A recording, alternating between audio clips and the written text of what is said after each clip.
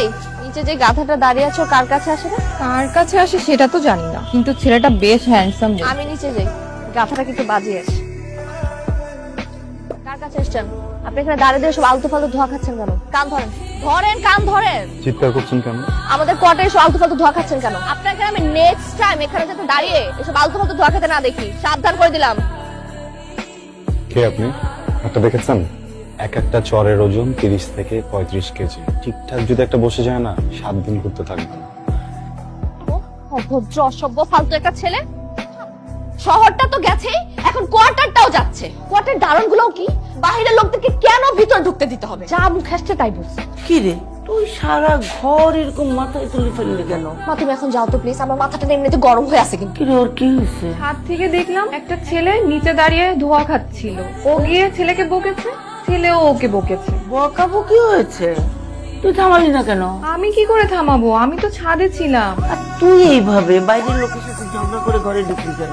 মা আমি তো ঝগড়া করিনি, ওই ছেলে আমাকে বলতেছে ওর চরের ওজন নাকি 30 কেজি, আর আমার উপর যদি একটা চর পড়ে আমি নাকি 7 দিন ঘুরতে থাকবো।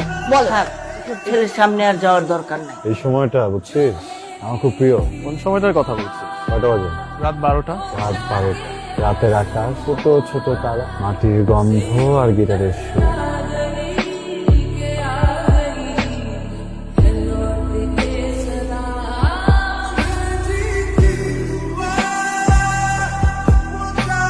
আপনার ধোয়া ছাড়ার মেশিনটা কোথায়?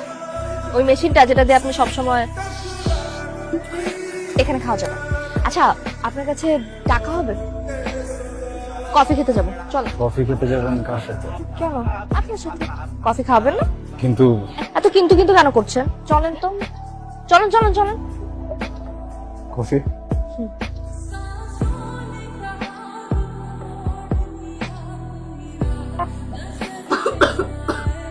পানি বলবো? কাজ থেকে আপনি ঠিক করছেন? কোন কাজ? ধোয়া টানার মেশিনের মধ্যে অন্য কিছু ছিল। দেখেন, না না জানান, আপনি এটা নিজে চেক করে দেখেন। আপনি মিথ্যা কথা বলছেন, এটার মধ্যে নিশ্চয়ই কিছু আছে। তখনও ছিল, এখনো আছে।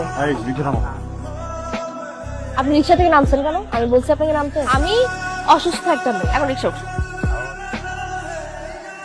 কফি খেয়ে মাথা ঘুরে গেছে। কফি খেলে কারো মাথা ঘোরায়? সেটা তো আমি বলতে পারছি না আন্টি। আমি আসি তাহলে আন্টি। কি হয়েছে আন্টি? এই ছেলে এখানে কেন? ওই রিনির মাথা ঘুরছিল, এই ছেলেটাই তো ওকে দিয়ে গেল।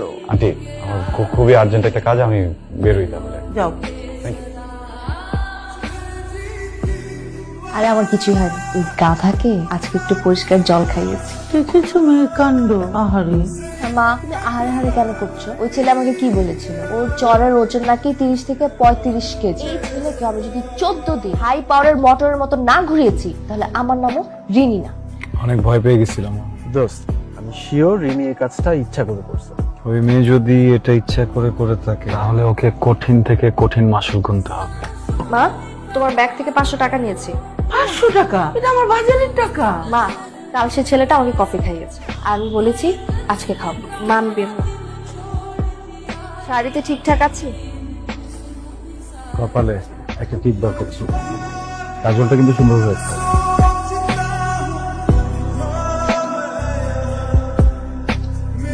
ঠিকঠাক, পারফেক্ট। যে বের হয়েছিলাম, আপনাকে বলেছিলাম না আজকে আপনাকে কফি খাওয়াবো।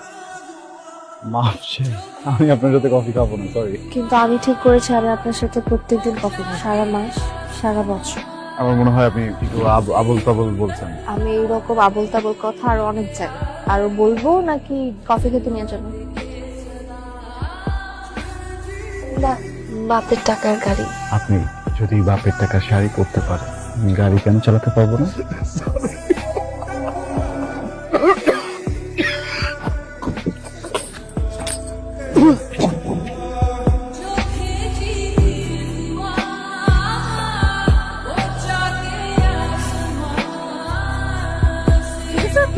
ভয় পেয়ে গেছিলাম।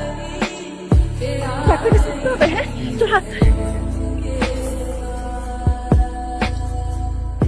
ফুড কালার ছিল, ভেবেছিলাম আপনার সাথে একটু মজা করবো, কিন্তু আপনি যে এত সিরিয়াস হয়ে যাবেন বুঝতে পারিনি। সরি।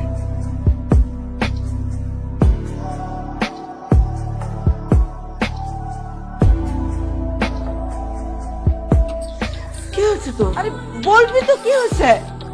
কি হয়েছে সেটা বলবি তো? মনে হয় প্রেম হয়ে গেছে। কার প্রেম? তোর? হ্যাঁ আমার। প্রেম কাকে বলে, কত প্রকার ও কি কি তুই জানিস? জানি না কেন যেন ভিতরে ভিতরে মনে হচ্ছে অনেক কিছু জানি, কেমন যেন লাগে ভিতর। অনেক রাত হয়েছে, বাসায় যা। কিন্তু ওর সাথে একটু কথা বলাও দরকার, আমার উপর একটু রাগ করে আছে। আচ্ছা তুই এখন বাসায় যা। ও যদি জানালে আসে? ও আর জানালে আসবে না। তুই এখন বাসায় যা, কালকে আসিস যা। ফয়সল্লাহ কাল তোকে দেখতে আসবে, ওদের ফ্যামিলির সবাই আসবে, কতজন আসবে? 5-6 জন তো আসবে। পছন্দ হলে কাল তারা কাবিনে করে যেতে। ওরা আবার কাবিন করে যেতে পারে মানে? আমি তো ছেলেকে সামনাসামনি দেখিও নি এখন বাবা। কাল দেখবি। তুই কি এখানে এভাবেই ফুলটুল নিয়ে দাঁড়ায় থাকবি? তুই কি পাগল হয়ে গেছিস? বুঝছিস তাহলে? ভাইয়া যে আপনি কি জানেন আজ না ক্লিনিকে ছেলে পক্ষ দেখতে আসবে, ছেলে পক্ষের পছন্দ হলে আজই কাবিন। আরে চল না মাসুদ, তুমি প্রেমে পড়ছো বন্ধু, তোমার ভিতরে প্রেমের আগুন জ্বলতেছে। বৃষ্টি নামা বন্ধু, বৃষ্টি নামা। এই প্রেমের যন্ত্রণা খুব খারাপ, মানে হলে ছাই হয়ে যাবা কিন্তু। ভাইয়া ছেলে পক্ষ না পাত্রীকে পছন্দ হয়েছে, কাজীকে খবর দেওয়া হয়েছে। এই তুই বারবার এসে ওকে শুধাচ্ছিস কেন? যা এখান থেকে যা। রিনি কাজে চলে এসেছে। আমার যেন লাগছে ভিতর ভিতর। এমন মনে হয় সব ঠিক হয়ে যাবে। আমি ওটা তোমাকে বুঝাতে পারছি না।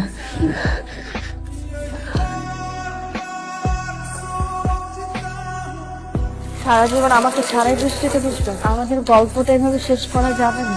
মানুষ বৃষ্টিতে ভেজে, আর ভালোবাসার মানুষ বৃষ্টিতে ভেজে। তুমি কোনটা, মানুষ নাকি ভালোবাসার মানুষ?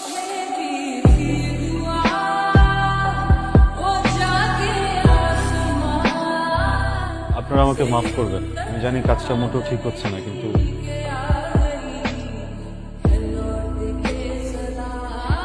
আমি চাই না গল্পটা এভাবে শেষ। প্রচন্ড মেঘ জমে আসতে পেতে, আপনি চাইলে এক ফোঁটা বৃষ্টি হবে। উঠো।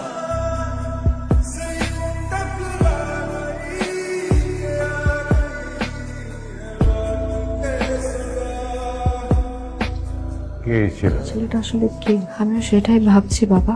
কি বলে তোমার মেয়েটা? তোমার মেয়েটার কাউকে যদি পছন্দ থাকে তাহলে সেটা আগে বললেই হতো। আগে পছন্দ ছিল না বাবা, কিন্তু ছেলেটা যখন ঘরে ঢুকলো তখন বুঝলাম এই ছেলেটাকে আমি ভীষণ পছন্দ করি।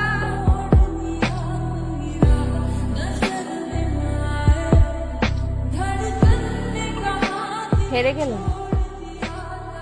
আপনি হারিয়ে যাবেন এক রাস্তায়, আর আমি হারিয়ে যাবো আরেকটা রাস্তায়। আপনি কি বিয়েটা করে ফেলেছেন? আপনি যদি বিয়েটা করে ফেলেন, আমার সময়টাকে সুন্দর করবে কে? আমার শরম লজ্জা একটু কমে গেছে, তাই না? নির্লজ্জার মতো কাজ করে ফেলেছি। আপনি কি বিয়েটা করে ফেলেছেন?